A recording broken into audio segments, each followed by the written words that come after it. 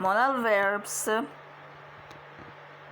ability to express ability in present. We use can or be able to. On a clear day, you can see the mountains from my balcony. I'm not able to read without my glasses. For general ability in the past, we use could or be able to. The sea was warm as we were able to swim only around the old days. He could buy everything on the local markets. However, when we are talking about ability in one specific occasion in the past, we only use be able to, not could. Luckily, we didn't get lost because Alicia was able to get directions from someone. Possibility. To say something is possible, we use could, may, or might. Without treatment, you could be at risk. Let's have dinner indoors because it might rain later. I may be able to join you later, but I can't say for sure. We use could have, may have, or might have to talk about possibility in the past. She could have let us know about the change, but she forgot. They may have missed the ferry because the traffic was bad. This place may have been important in ancient times, but experts are not sure. Impossibility. To say that something is impossible in the present, we use can't. You can cross the river here because the bridge is closed. We can have or couldn't have to talk about impossibility in the past. You can have seen James in town today because he was at town all day. She couldn't have won the competition without her family's support. Certainty. When we are certain about something, we use must. You must be exhausted after work such a long way. To talk about certainty in the past, we use must have. They must have been terribly worried when their children didn't come home. Obligation. To say something obligatory in the present, we often use must when the obligation is by the speaker. Everyone must report to me before they go home. When it comes from outside, we often have to be used. The new law means that we have to pay more for public transport. For both kinds of vacation in the past, we used had to. We had to come by train because the airport was closed. No obligation unnecessary. When it's not obligation to do something or when something is necessary, we use don't have to, don't need to, or needn't. You don't have to bring your own towel because everything is provided. You don't need to tell me what's happening, so eat all for myself. We're going to eat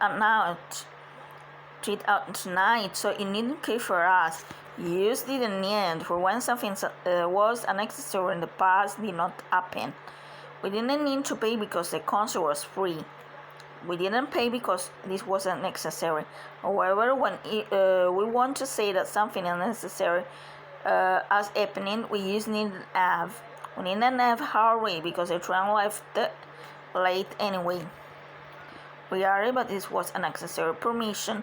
To say something is allowed, we use can. You can park outside the shop.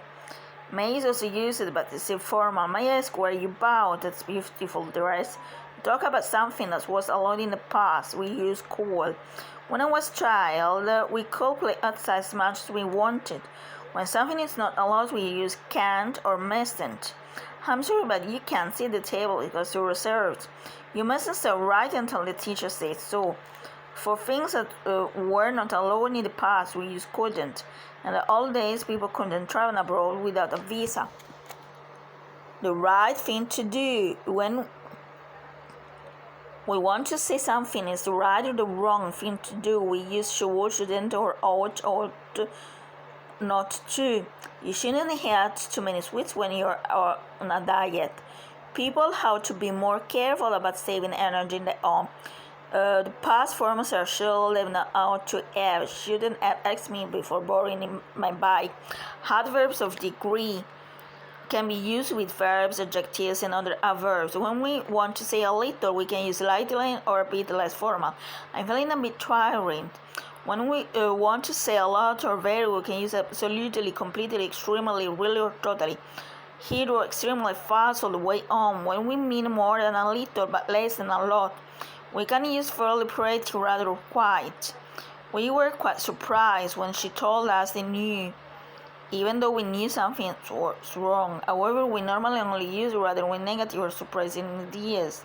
I must say I was rather disappointed with your exam results, which adjectives such as right, sure, and different quite means completely. Are you quite sure that you want me to tell Alex about this? When we read about adjectives and verbs such as good, happy, or hard, we use extremely, fairly, quite, rather, really, slightly, or very. She was very angry when she heard what they had done. Angry is a gradable adjective which means that it can be used to describe different levels of anger. We strongly say ungradable adjectives and verbs, such as wonderful, impossible, delighted. We use absolutely, completely, really, or totally. She was absolutely furious when she heard what she had done. For it is an ungradable adjective which means that it describes extreme state of anger. We cannot have different levels.